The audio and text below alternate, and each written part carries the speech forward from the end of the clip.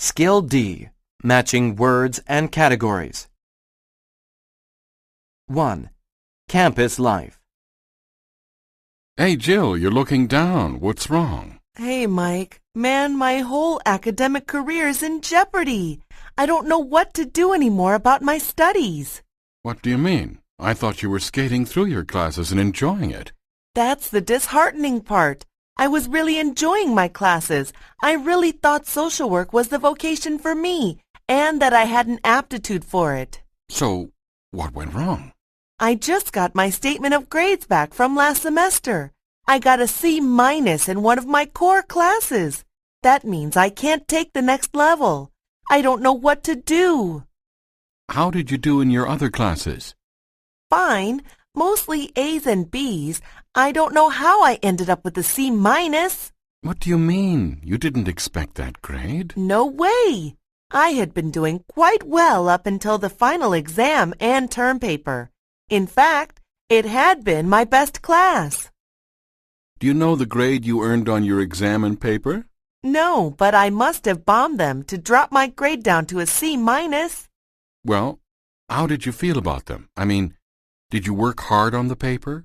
Did you find the exam really tough? I worked really hard on that paper. Man, I did tons of research on it. But I guess I didn't write it that well. The exam was tough, but I didn't think I'd done so badly afterwards. I don't want to have to take that class again. Well, retaking that class is one option if you really want to continue with social work, but there are other options. Have you spoken to your professor about your grade yet? No, do you think she'll be willing to change it? Well, first you make sure your grade isn't a mistake. I mean, if you were doing so well and you felt your paper and exam went well, it could just be a simple mathematical slip by the prof. I mean, they do have a ton of work to do with their own research and then grading exams and term papers and adding them up and entering them into the university computer system. I'm sure they make mistakes all the time. In fact, that very thing happened to a friend of mine last year. I hadn't thought of that. I just assumed that I screwed up. Another thing you can do is ask the professor to reevaluate your paper, if it did indeed receive a low grade. You said you worked hard on it, and if you really want to continue with your studies, the prof might give you a break on it. Good idea. I hadn't thought of that either. As a last resort, you could appeal the grade with the department head, but you have to be really sure the professor has intentionally given you a lower grade than you deserve. Wow, I don't think that'll be necessary, but I'm definitely going to see my professor and ask her some questions about my grade. Thanks for the advice. No problem. Good luck. Number 1. Is each of these courses of action discussed in the dialogue? Mark the correct box.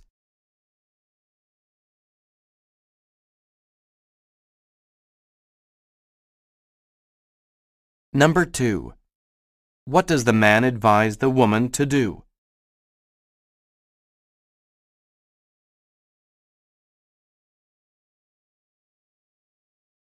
Number 3. What is the discussion mainly about? 2. Business administration.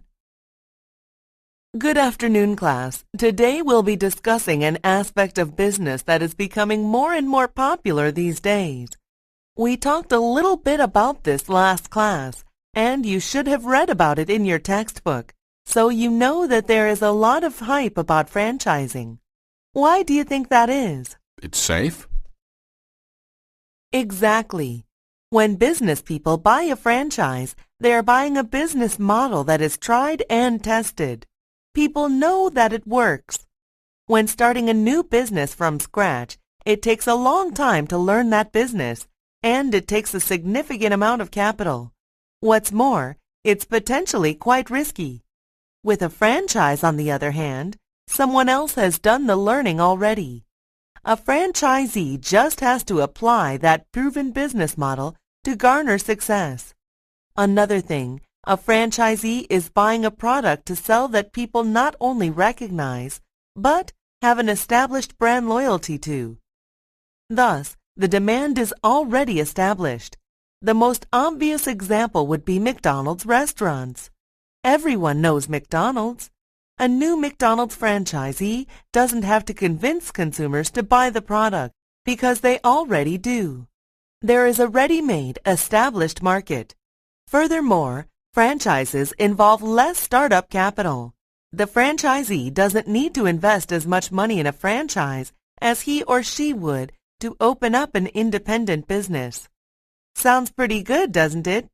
But what would you say if I told you that new franchises are actually less likely to survive than new independent businesses? Not only that, but they're less profitable as well. If you weren't my business professor, I wouldn't believe you. So with all these benefits of franchises you just mentioned, the established brand recognition and demand and lower startup costs, why are they less likely to survive or turn a profit? Well, like I said, franchising is great for some industries like fast food. Now the practice has become so successful that people are trying to apply it to other industries in which it just doesn't work. I'm talking in particular about service businesses. An example would be a chain of auto repair shops. Could anyone guess why it might be more difficult to run a repair shop franchise than a fast food restaurant? Well, I used to work in a fast food joint. Flipping burgers is easy. Anyone could do it. However, I don't even know how to change the oil in my car, let alone fix anything on it. Excellent. Good reasoning there. So, in a service business, the business model itself is not as important as the business owner's knowledge and ability. So what you often have is substandard service providers relying on the expertise of the franchisor. Another problem is that franchisors earn their profits from franchising, while franchisees profit from the actual business. What I mean is that it is in the interest of the franchisor to sell more franchises. What do you suppose this means for the individual franchisees? More competition? Right on. The market may become diluted. What would happen if they opened 10 new McDonald's restaurants here in town? The demand wouldn't increase. People would just have more options of where to go. So let's say 500 people are going to eat at McDonald's today here in town. Today, that means that the local McDonald's will have 500 customers. Open 10 more McDonald's and each restaurant would only have about 50 customers each. So you'd be better off opening your own restaurant. That may be the case. Franchises do still have all the benefits I mentioned earlier. The potential franchisee has to look closely at the franchisor and analyze the potential demand for that proven product in the marketplace.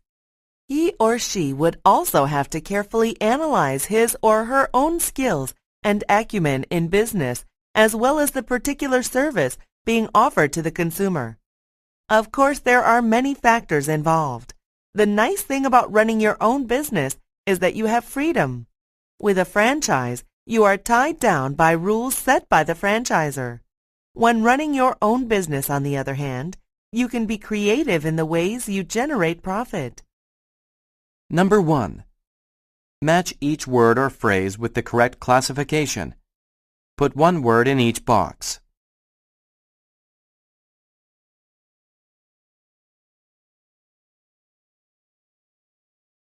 Number 2. Why does the professor mention McDonald's restaurants?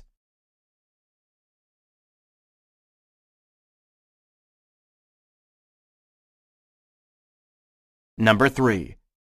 What are the reasons for independent businesses being more successful than franchises? Choose 2 answers.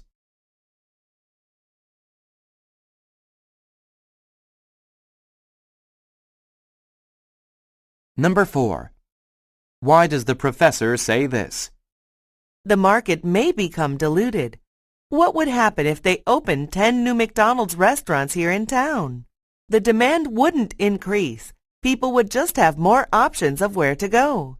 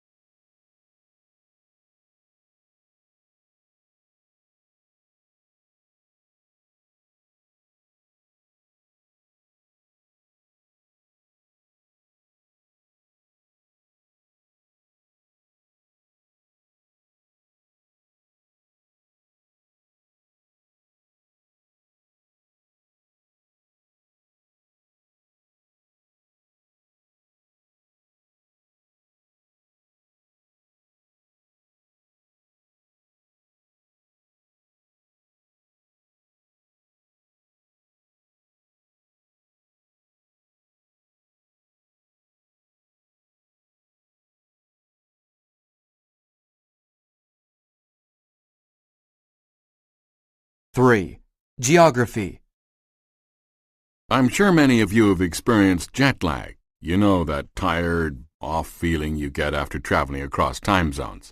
Today we're going to look a little more closely at time zones. You all know from the readings and our previous lectures about the lines of latitude and longitude, and how they help us locate a given location on a map. Just to review, we've got the equator at 0 degrees latitude. Now, how does the equator divide the Earth again? Is it north-south or east-west? The equator, it divides the Earth into northern and southern hemispheres. Right you are. So, all of the lines of latitude run parallel to the equator all the way up or down to each of the poles. The equator is at 0 degrees and the poles are located at 90 degrees, north and south. Then, there are the lines of longitude. And the big one is the prime meridian. It runs from the North Pole through Greenwich, England, to the South Pole and is designated as 0 degrees. On the other side, it goes back up to the North Pole at 180 degrees. Each line of longitude measures the angle from the prime meridian going east or west to 180 degrees. So, for example, let's take a point on the map. I don't know, how about New York City? New York City lies at 41 degrees north latitude and 74 degrees west longitude. But lines of latitude and longitude have more uses than just finding places on maps. Who can tell me another use? Well, they act as borders sometimes, right? Good point.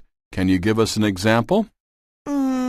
Well, most of the border between Canada and the U.S. follows the 49th parallel, right?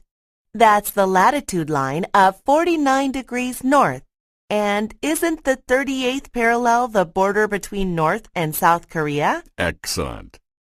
Those are some good examples of another way in which people use lines of latitude or longitude. There's another important use, though. Remember I talked about jet lag and time zones? Let's look more at that. Consider this. One day involves one revolution of the Earth on its axis or pole, right? So, one revolution is, naturally, 360 degrees. Okay, and a day is 24 hours. So we can divide 360 by 24 to discover that the Earth spins at a rate of 15 degrees per hour. How is this useful? Time zones, of course. Every 15 degrees of longitude represents a 1-hour time zone, more or less. Of course, this isn't exact. If you happen to live in a place with a time zone line running through it, you wouldn't want one side of town being in one time zone while you were in the other. Nonetheless, the lines of latitude give us a pretty good idea of how the time zones break down. This is how it works. When the sun is directly over a line of longitude, it is noon. East of this line, it is afternoon. West, it's morning. So, for example, if the sun is directly over Thailand, it is noon there. Go about 15 degrees east to the Philippines, and it's 1 o'clock in the afternoon. Go west about 15 degrees from Thailand to Sri Lanka, and it's 11 a.m. So, let's say we're in Greenwich, England, and we want to call New York. Remember, Greenwich is at 0 degrees longitude and New York is 74 degrees west longitude. So here in Greenwich, it's 7 in the morning. So, what time is it in New York? Just divide 74 degrees by 15. We divide by 15, remember, because that's how fast the Earth spins, 15 degrees per hour. Okay, so 74 divided by 15 is just about 5. So, we're going 5 time zones west of Greenwich, which means we're going 5 hours back. 7 minus 5 is 2, so it's 2 in the morning in New York. Probably not a good time to call. Okay, just to reiterate, time zones are calculated based on the lines of longitude and the spin of the Earth. After doing the math work, we can see that 1 hour of time is the equivalent of 15 degrees traveled by the Earth. You can use this 15 degrees figure to calculate the time difference between two places, which can help you predict how bad your jet lag is going to be on a long trip. Number 1. With which category are these things associated?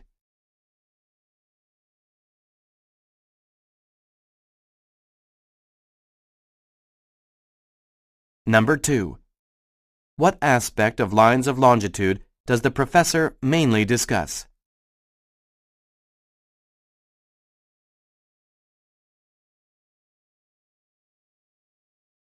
Number 3. According to the professor, how many degrees does the Earth spin in 1 hour?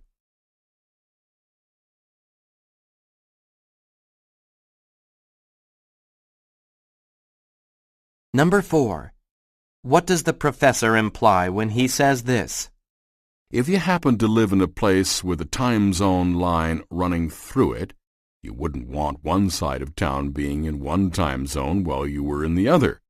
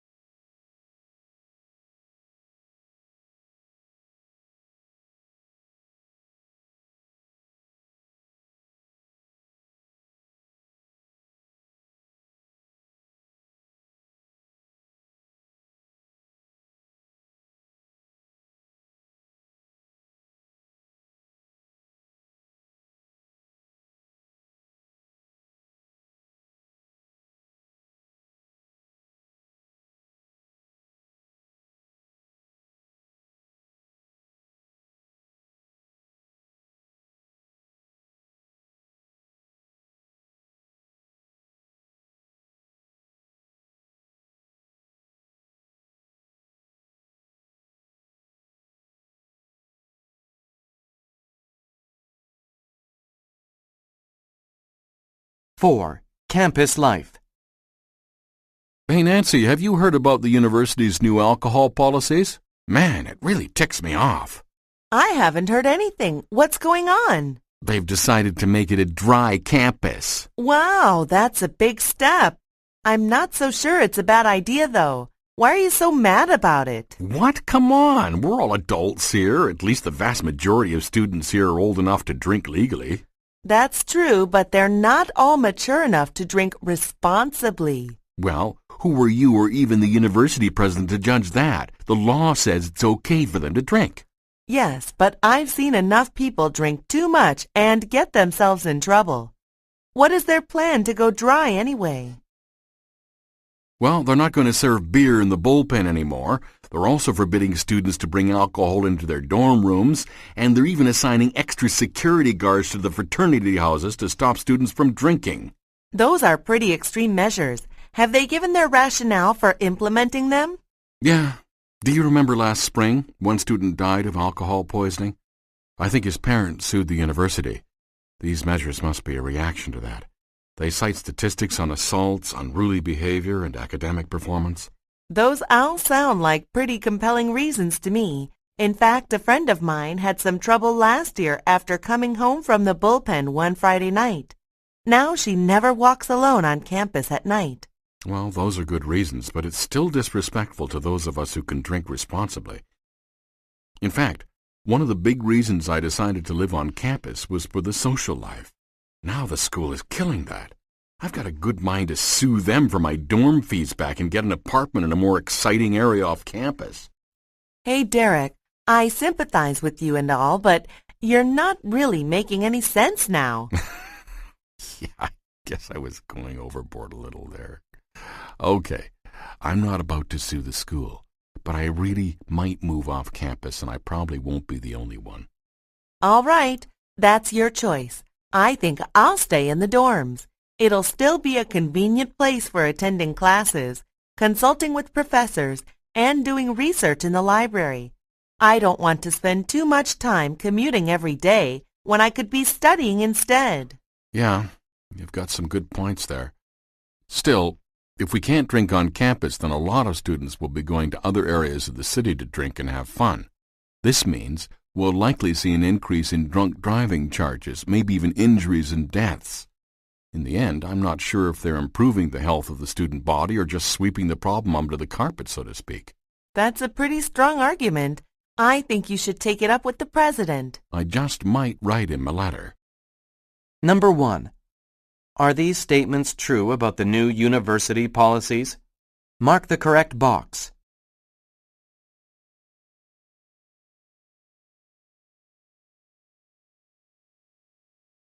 Number 2. What is the woman's opinion of the university's new alcohol policies?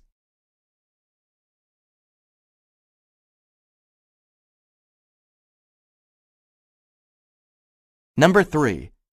What are the reasons for the university changing their alcohol policies? Choose 3 answers.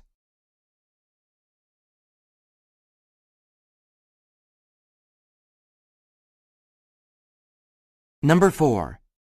According to the man, what may be a negative consequence of the new policy?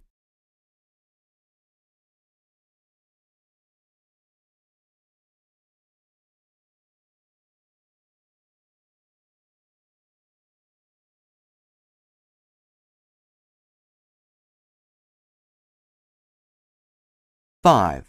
Music. What comes to mind when you think of romantic music? Love songs? Ballads? Aha!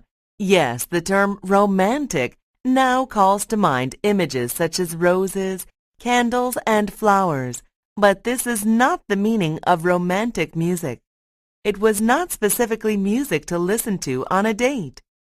Remember, there are 3 periods of pre-20th century European classical music. The first is Baroque, which occurred between the years 1600 and 1760. Baroque music is typified by Johann Sebastian Bach. Musical performances became larger and more complex during this period. Also, opera became established in the Baroque period. The second is the classical period, typified by Mozart. It took place between the years 1730 and 1820. In general terms, classical period music focused more on clarity and simplicity than Baroque period works. The third period, which we'll be focusing on today, ran from about 1800 to 1900 and is called the Romantic period. The name implies that the expression of feeling or emotion through the music became more important than the structure, rules, or formal systems of the music. This trend actually continued into the 20th century in many respects as well. So, how did they achieve this greater expressive power in the music? Well, we see many new chord forms appearing in the 19th century. These forms would have been regarded as dissonant, cacophonous, or simply as the incorrect form of a similar chord in previous times. However, as Romantic composers proved, a strange chord in an appropriate context can be extremely expressive. Romantic composers also made much greater use of key changes, and they played around with the format of musical pieces. For example, the traditional third movement in a symphony is a sonata, a very soft, relaxing piece. Many Romantic composers replaced this with the scherzo, a much more intense piece, in order to gain greater power of expression. The sheer size of orchestras and the lengths of pieces saw a significant increase in the Romantic period. In fact, Gustav Mahler's Eighth Symphony is also known as the Symphony of 1,000 because it took so many people to play it. Also, in the classical period, a symphony lasted about 25 minutes. A Romantic symphony, however, often lasts up to 45 minutes. We also saw new instruments such as the piccolo become popular during this period. Another major difference between the Romantic period and the classical period that preceded it was the motivation behind the work. Nearly all Romantic pieces have a program or theme, often based on a book, painting, myth, or folktale. For instance, Hector Berlioz created the theme of his Symphonie Fantastique himself. Through the symphony, Berlioz tells the story of how a young artist falls in love with a woman who doesn't return his love. You can probably guess the tragic end to this story told through music. Character pieces also came into being during the Romantic period. These are short pieces dedicated to a particular mood or feeling. They are usually played only on the piano. Composers such as Chopin and Schumann favored this approach. Opera was also affected. Many of the distinct movements began to blend together into a continuous flow of music. To recap then, the Romantic period of music had little to do with love, as we now associate with the word romantic. It was a period of musical work that followed the Classical period and the Baroque period before that. Romantic period music stressed the importance of expressing emotion over careful attention to form and musical structure.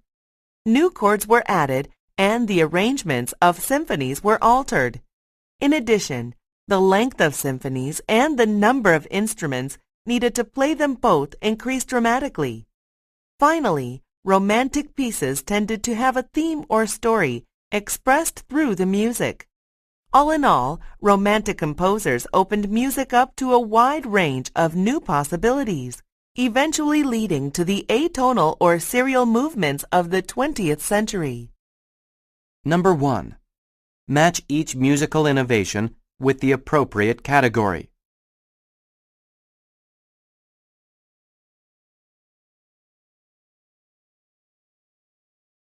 Number 2. What is the talk mainly about?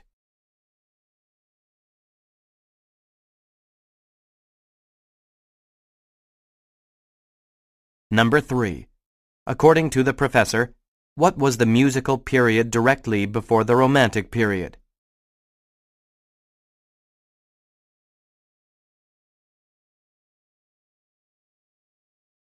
Number 4.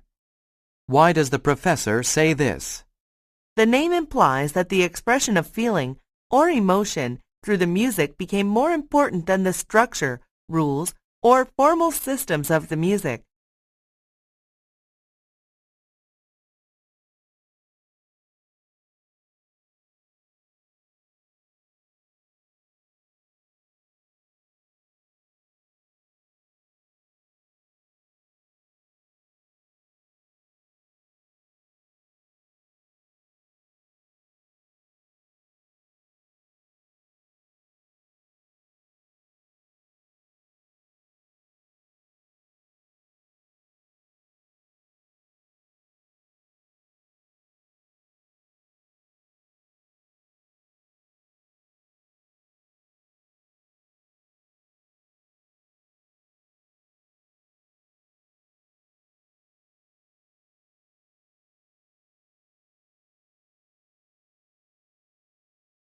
Six.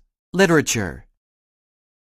Okay, class. Today we're going to continue our series of lectures looking at influential British authors.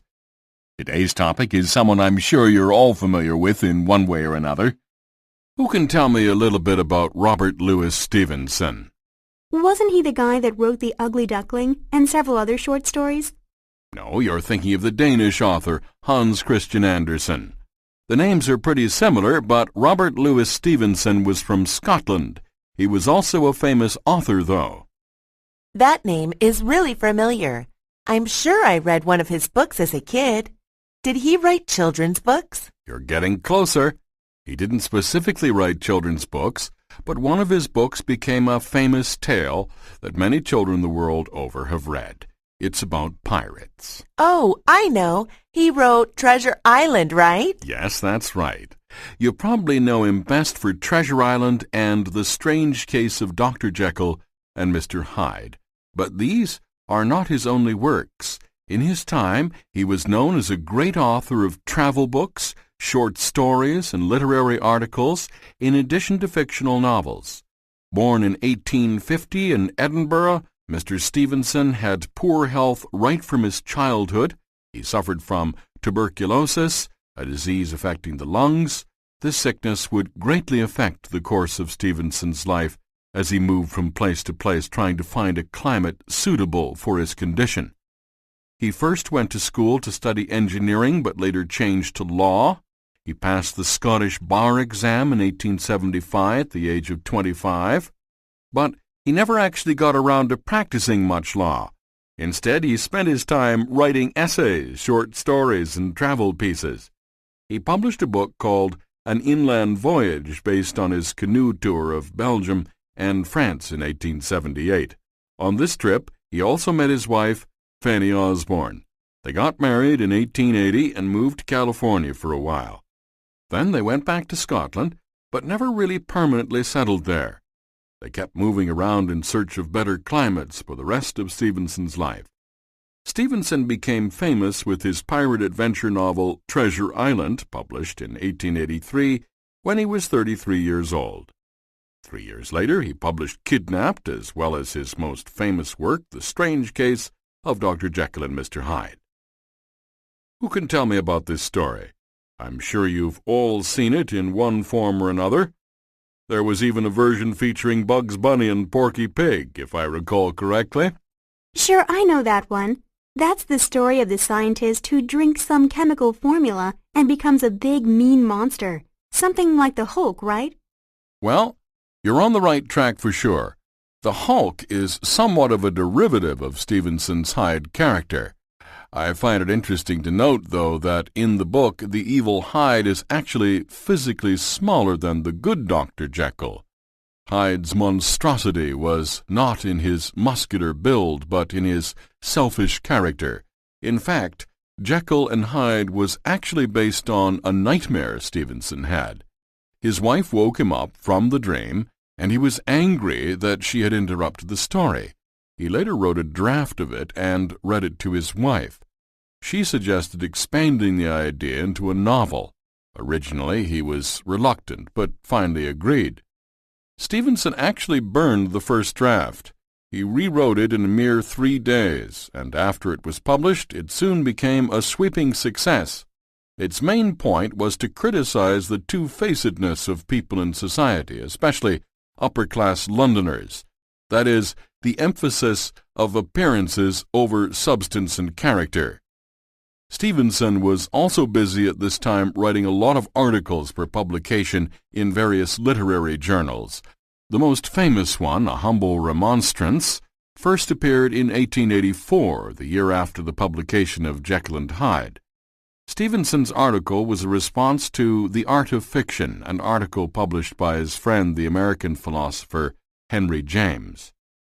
Stevenson spent the latter part of his life living on the South Pacific island of Samoa, where he wrote several works featuring aspects of Polynesian culture and criticizing European colonialism. In fact, his collection of essays on life on various Pacific islands is quite fascinating. It's called In the South Seas, in case anyone is interested in it. Number 1.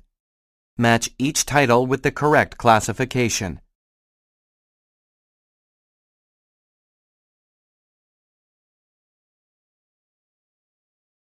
Number 2. What is the talk mainly about?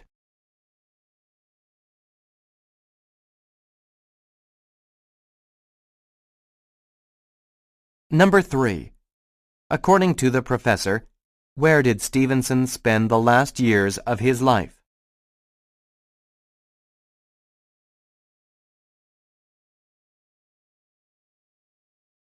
Number 4. What does the professor imply when he says this?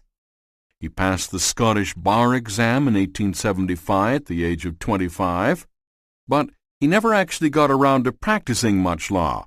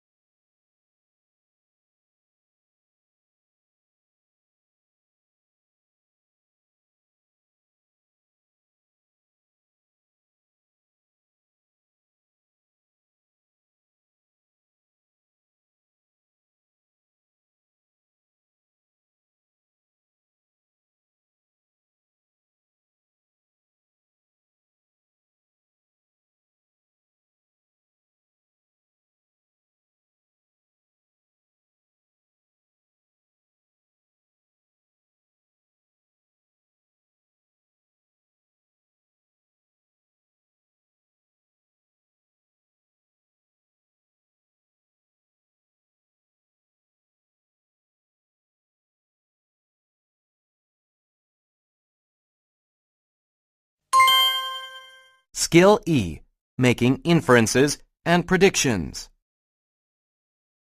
1. Campus life. What's the matter, John? Oh, I'm just really frustrated at the moment. My midterm paper for my philosophy class is due at 5 o'clock, and I have to type it out, but the computer lab is always packed with people. No matter what time of the day I go there, there is always a waiting list a mile long to get on a computer. Which computer lab do you go to? What do you mean, which lab? The only computer lab I know of is the one in the basement of the library. Actually, there are several computer labs around campus. The one in the basement of the library is the biggest, but that is probably why everyone goes there. That, or like you, they don't know about the others. Personally, I use the computers in Anderson Hall. Anderson Hall? Isn't that the business administration building? Yeah, they only have about a dozen computers in that lab, but it's pretty easy to find free ones there. I guess not many people know about it. I had a business class there last semester, but I never saw a computer lab in that building. It's kind of hidden away. My roommate's an accounting major. She spends most of her time in that building, and she told me about it. So where is it then? Do you know where the student lounge is in Anderson Hall? It's on the second floor, right? The first room you come to at the top of the stairs at the front of the building, I mean. Right, and a couple of doors down from that is the copy room. Go in there and you'll find another door that goes into the business computer lab. Oh, I know what you're talking about. I always thought that door went into some kind of storage room. They should put a sign on it or something. Maybe, but it's kind of nice that no one knows about it. And anybody can use it? I mean, I'm not a business major. If I went in there and tried to use the computers, would anybody kick me out? I don't think so. Even if they were reserved for business students, I don't think they'd care. I mean, like I said before, there are usually a couple of free computers. If there were people waiting, they might say something, but that's never happened to me. Anytime I go there, no one even asks for my student ID or anything. I just sign in and start working. And I really don't think there's ever been a time when somebody was waiting for a computer to become free. I think I'll go over to Anderson after my next class and check it out. Thanks for the tip. I might actually get this paper in on time. Number 1. What can be inferred about the man?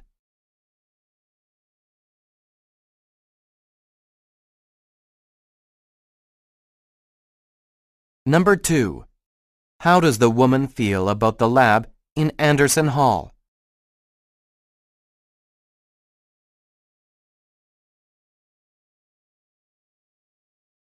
Number 3. What will the man probably... 2. History. There certainly seems to be a lot more interest in history these days, especially personal or family history.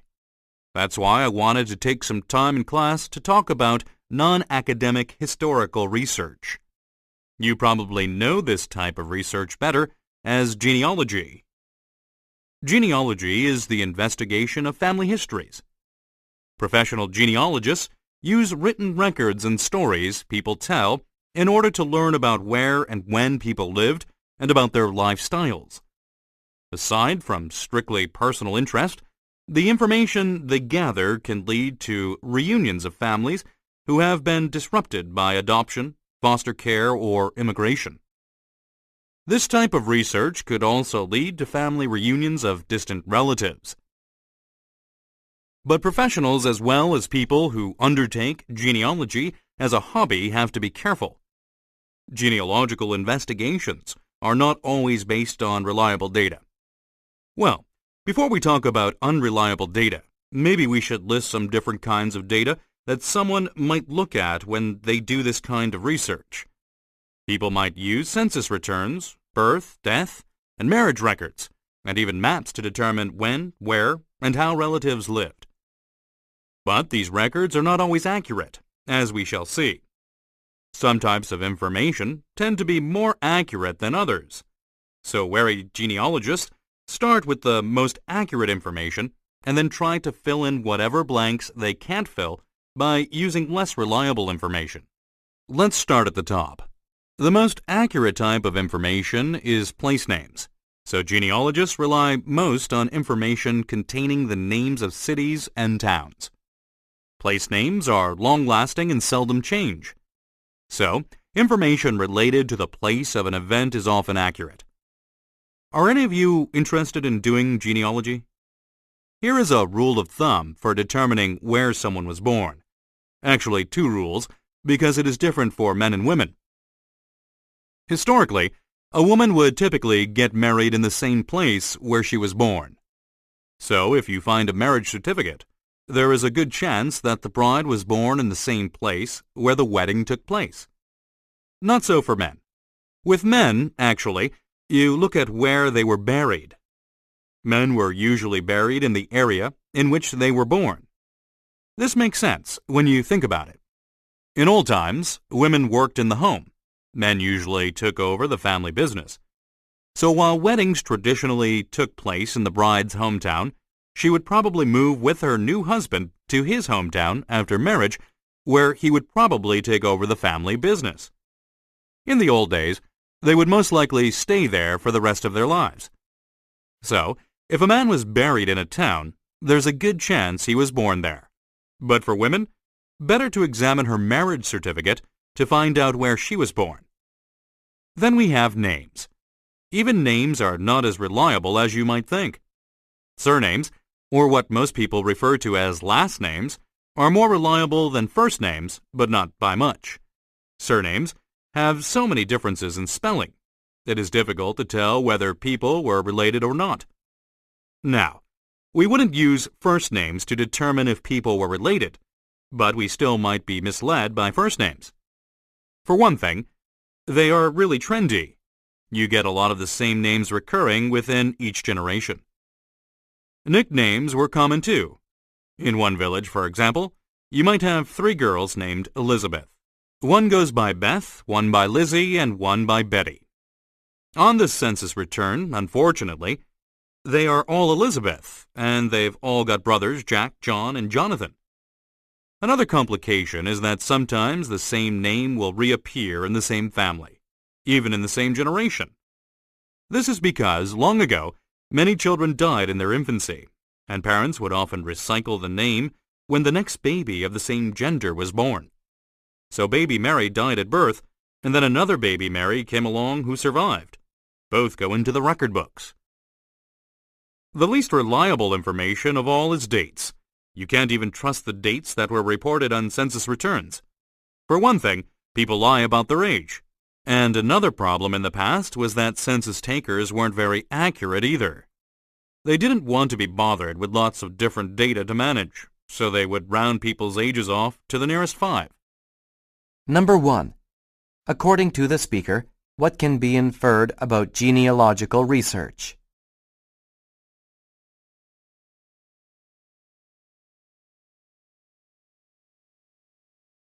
Number 2. What would be considered the most reliable data in genealogical research?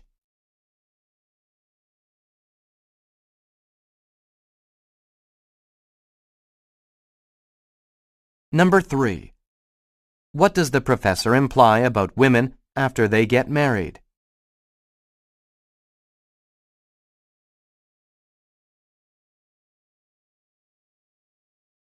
Number 4. Listen again to part of the lecture. Then answer the question. So baby Mary died at birth, and then another baby Mary came along who survived. Both go into the record books. What does the professor mean when he says this? Both go into the record books.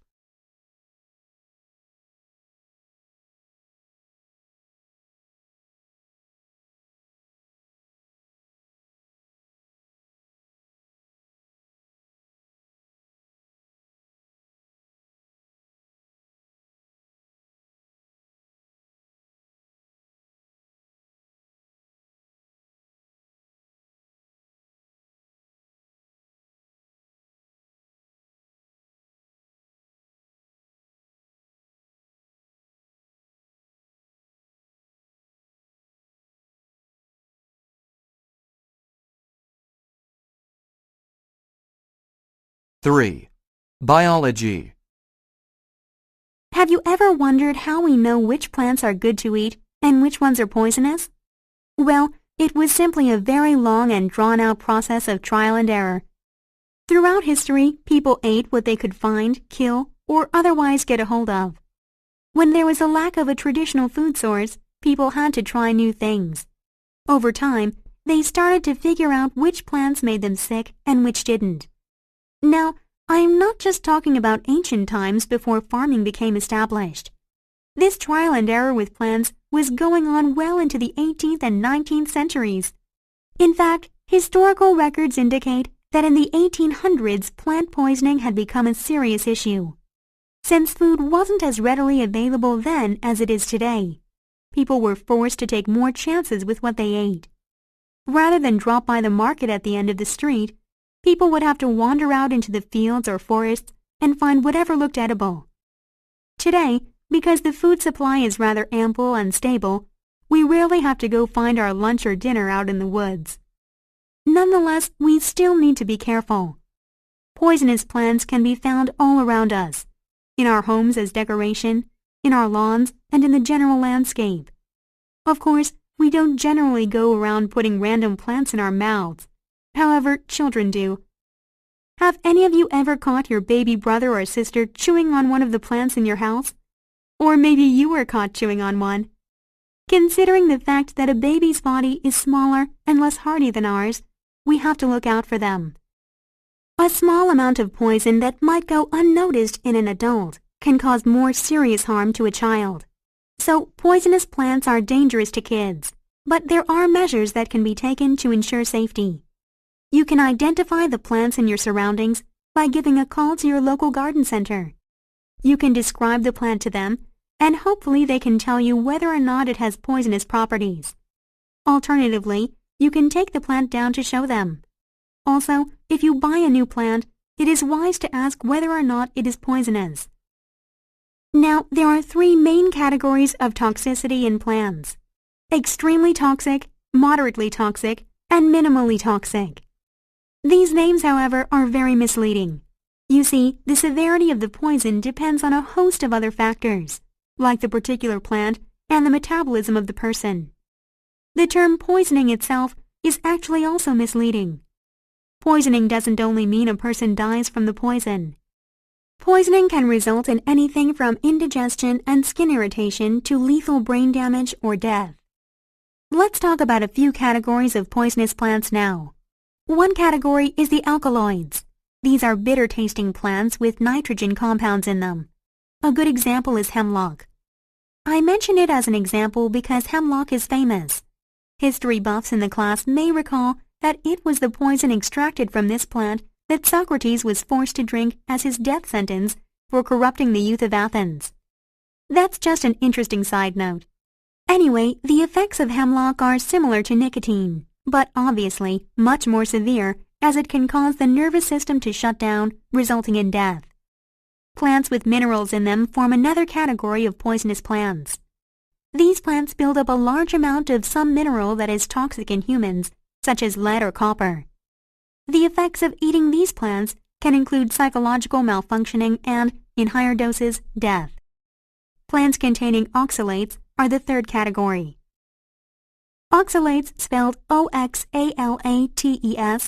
occur as small crystals in the plant and irritate the mouth. Not quite as serious as the other two, but poison nonetheless. Once again, those three categories of poisonous plants are the alkaloids, plants with minerals, and oxalates. So you may be wondering, why did poisonous plants evolve? What purpose does this serve? Well, there are many different sources of poison in different plants, as we just heard, but in most cases, the poison is a byproduct of one of the plant's natural life processes, and the poison serves as a defense mechanism for the plant. Animals learn which plants to stay away from because they get sick when they eat them. So it follows that the plant will survive and reproduce because no one is eating it. Number 1. What does the professor imply about people who searched for wild plants to eat in the 1800s?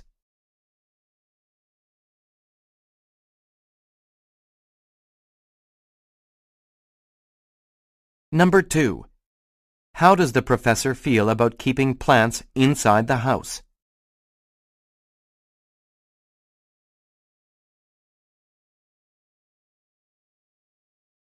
Number 3. Which is true about hemlock?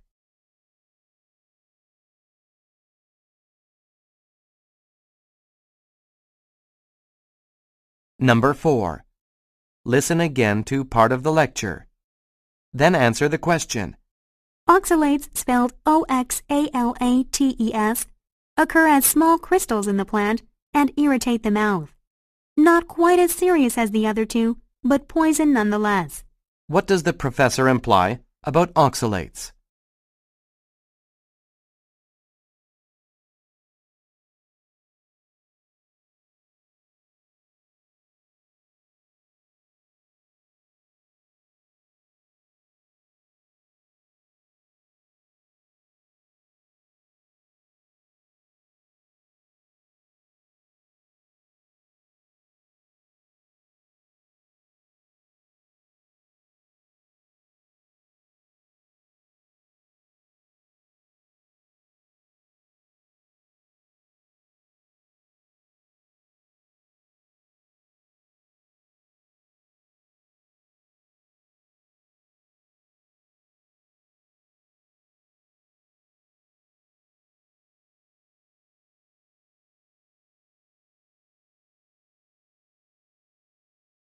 Four.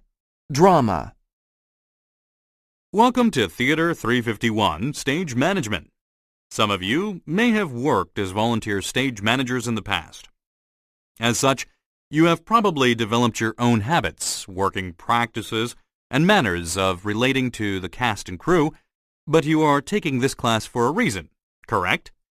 You want to learn how to do these things properly. If you thought you knew all there is to know about stage management, you wouldn't be here. So, you've got all that amateur experience. Forget it. Clear all of your old habits and techniques from your mind. The truth is, you most likely either didn't learn much at all, or you learned how to be a typical amateur stage manager. I'm going to teach you to be an effective professional stage manager. Okay, now the second thing I need you to do is to appreciate the responsibility of this position. A great deal of the success of the show depends on you. You are foremost responsible for every aspect of the performance, of the technical crew, and for the preparedness of the stage, set, and props. This includes every cue in the show. You must know exactly where in the script the cue occurs and ensure that the crew and equipment is prepared to make the necessary technical adjustments. This is important too. Keep records of all of the decisions made during rehearsals and meetings. This can prevent a lot of arguments and confusion down the road. For example, let's say it is decided that a certain cue will be changed, and then a while later, an actor says that no one ever told him about the change. If you have a written record, you can get it out and show him the meeting or the rehearsal in which it was decided. I might add, too, that when people know that records are being kept, they tend to make more of an effort to be responsible and remember what's going on. Another thing you are responsible for is the safety of the cast and crew. This is, of course, of paramount importance. You must arrive early to every rehearsal, without exception, in order to inspect the stage for safety hazards, such as loose nails, weak boards, ramps, and stairs. You should also make sure that all exits are marked with glow tape so that actors and crew will be able to move around safely in the dark. Further, you must be aware of the location of the first aid kit and fire extinguishers, and you should be certified in CPR and first aid. Taking this course won't give you this certification, but I will be giving you information later in the semester about certification courses you can take. These are offered by paramedics at the fire station. The third thing I need you to do is get rid of any ideas you may have about the stage manager being a privileged person, someone with lots of assistants and an attitude. If you come in late wearing sunglasses and barking orders at people, you are not doing your job effectively. You're also letting people know that you are not a professional stage manager. First off, a professional is polite and treats people with respect. Secondly, a professional always remains calm and never yells at others or panics. If people see the stage manager panicking at a performance, this panic can easily spread throughout the rest of the cast and crew. Needless to say, the overall performance will suffer. Thirdly, you have to learn to delegate authority as stage manager. As I've said, you have a tremendous responsibility. Don't think that you can do it all yourself. You have assistants, so use them, but always do so politely, especially if you are working with volunteers. After all, they're not getting paid. They're working because they want to have an enjoyable experience. If you treat them badly, they'll probably leave. At the same time, don't expect your assistants to do it all, and don't expect them to do all the menial tasks either, while you do the important ones. Get used to the idea that stage managers do make coffee, go on food runs, make photocopies, etc. It is of utmost importance that you maintain a good rapport with everyone. Part of your responsibility of making sure the performance comes off without a hitch is to make sure that everyone is content and feels like part of the team. The three most important things you'll learn then are preparation of cast and stage, workplace safety, and creating and maintaining a positive rapport with all the people involved in the production. Number 1. What can be inferred about this lecture?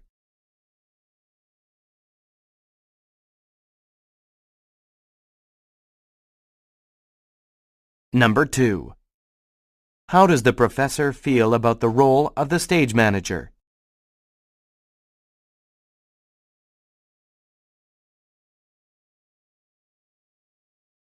Number 3. What does the professor imply about assistant stage managers?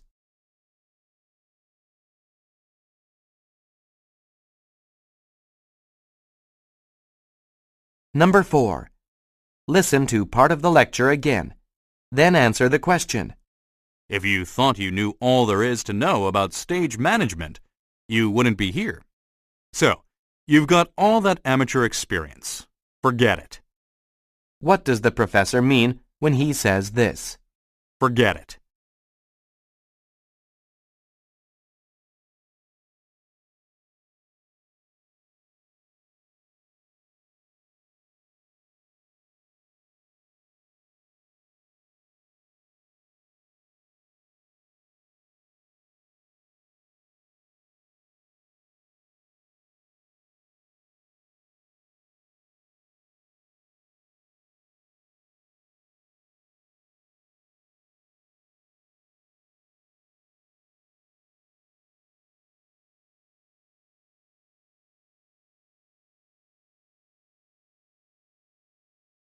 Five.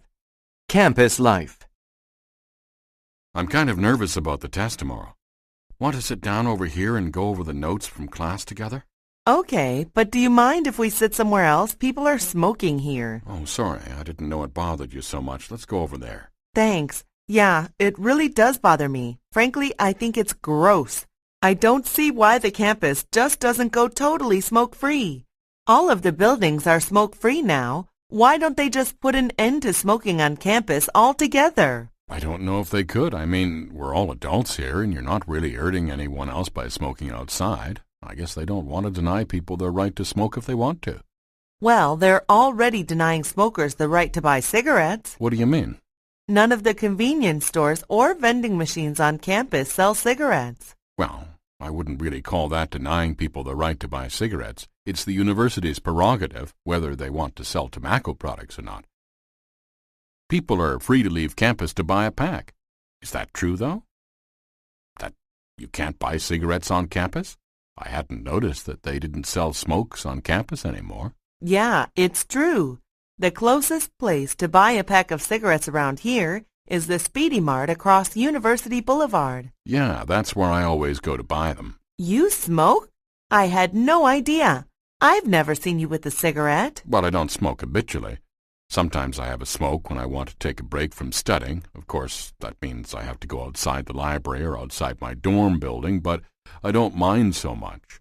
It gives me a chance to stretch my legs. The walk helps clear my mind, so I can focus better when I go back to hit the books. So, if our campus ever did go completely smoke-free, I guess you'd be pretty upset. Well, it would inconvenience me a little, but I wouldn't be that upset. I can quit any time. I guess I just smoke now because the opportunity exists. So you're saying you would quit if the campus was smoke-free? Yeah, I guess I probably would. Well, in that case, I think that's an excellent argument in favor of a fully smoke-free campus. Maybe there are lots of students like you who would actually give up smoking if there were no places to do it around here. Yeah, I guess so, but I think most smokers are more addicted than I am. You sure are anti-smoking, aren't you? Why is that? Well, I used to smoke in high school, but then I finally wised up and quit before I graduated. Now I find the smell of smoke revolting. Number 1. What can be inferred about the students?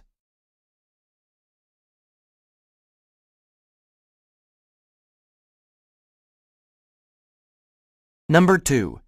How does the man feel about a completely smoke-free campus?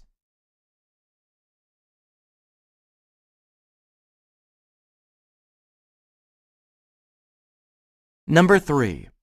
What will the man probably do?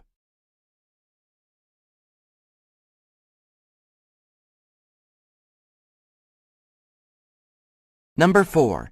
Listen to part of the conversation. Then answer the question. Yeah, that's where I always go to buy them. You smoke? I had no idea. What does the woman mean when she says this? I had no idea.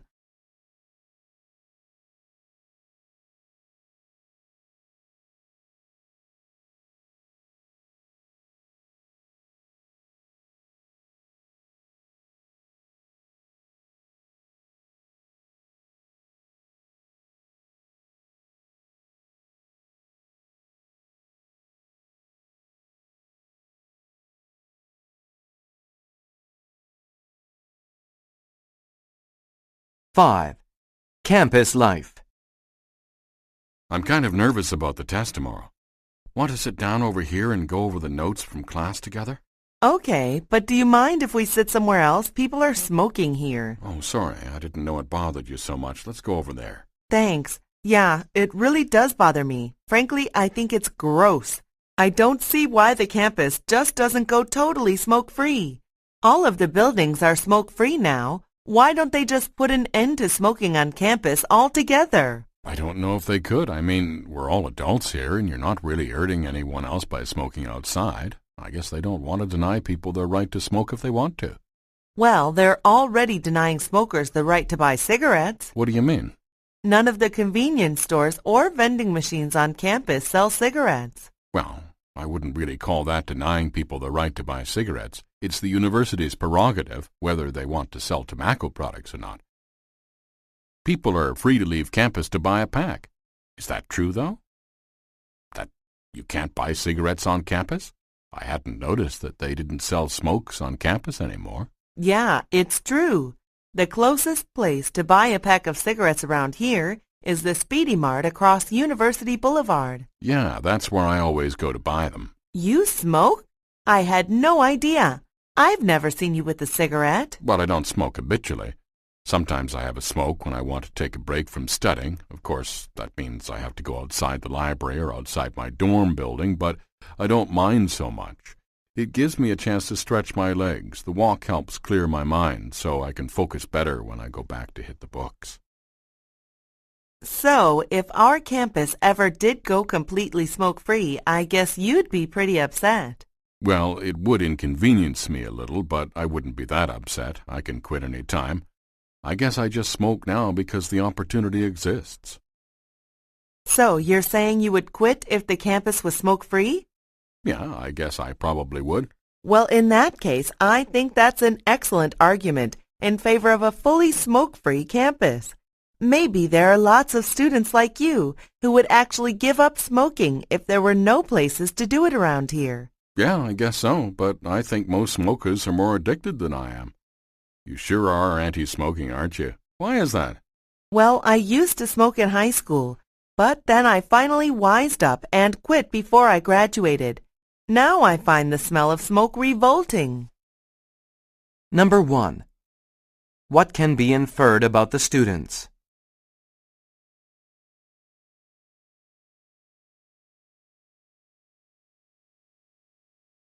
Number 2. How does the man feel about a completely smoke-free campus?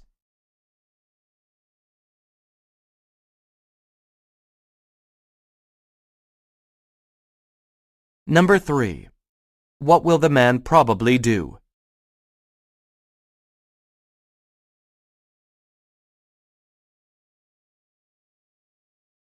Number 4. Listen to part of the conversation. Then answer the question. Yeah, that's where I always go to buy them. You smoke? I had no idea. What does the woman mean when she says this? I had no idea.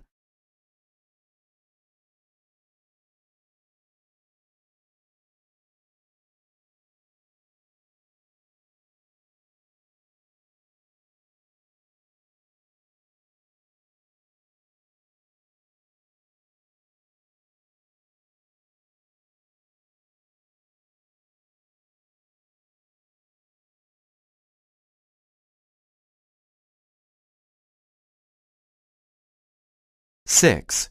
Business. Investing money is risky. Naturally, you want to make money, not lose it. So any investment decision has to be carefully thought out. Once you have decided to invest some money, you need to decide how you are going to invest it. This is a big decision, and you need to learn about risk management. There are many factors to be considered in risk management, and I am going to go over 3 major ones today. They are business risk, valuation risk, and force of sale risk. So, first you need to think about business risk. You are investing in a company, and in order for you to earn money, that company has to earn money. So, if its profits suffer due to competition or mismanagement, your earning power is decreased too. So, how are you, as an investor, to know whether a company will be successful? Well, you need to look at the company's business plan and determine whether or not you think they have a solid plan for making a profit. But it doesn't have to be all guesswork. There are certain indicators that can give you a clue as to good or bad investments. One indicator is franchise value. Franchise value refers to the ability of the company to raise prices. You see, if some other factor contributes to loss of profits, like increased wages or increased costs of materials, the company needs to raise prices, right? Some types of businesses can do this easily. Those are the ones with franchise value. Other businesses without franchise value cannot increase prices because people will stop buying their products. These are called commodity-type businesses. Commodity-type businesses do not have the flexibility to raise prices because their sales are based on low prices, not on a factor like name recognition.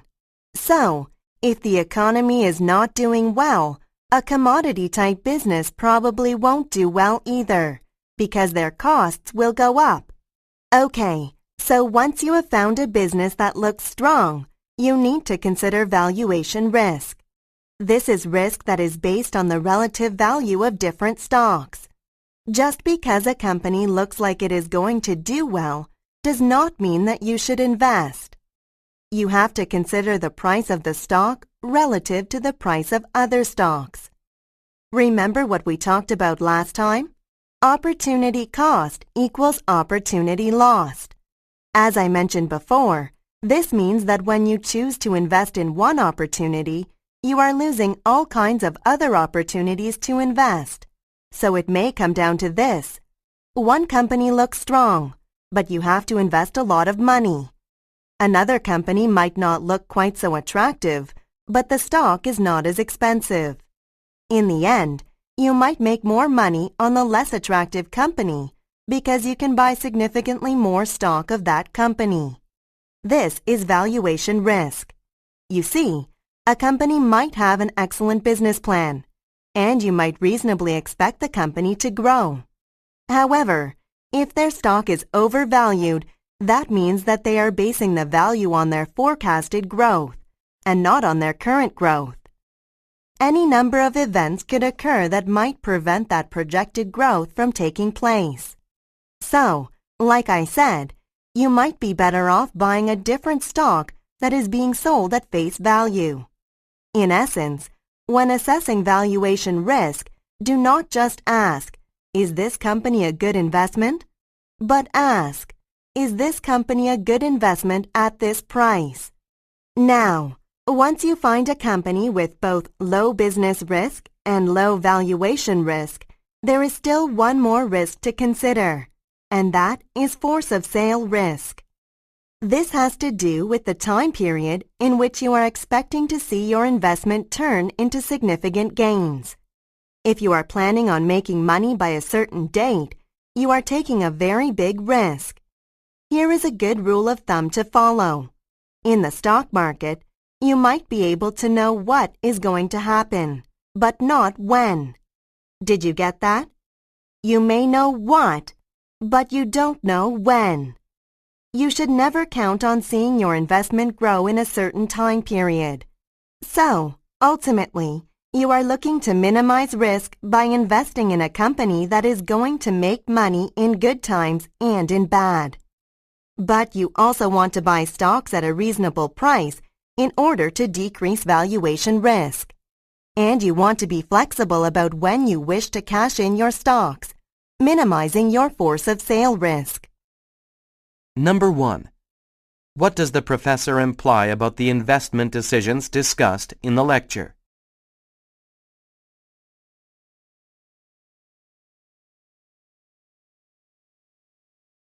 Number 2. What can be inferred about a commodity-type company?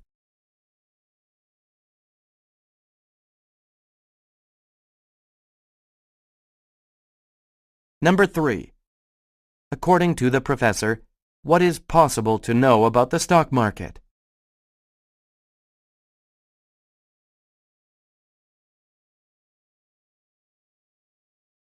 Number 4. Why does the professor say this? Remember what we talked about last time? Opportunity cost equals opportunity lost.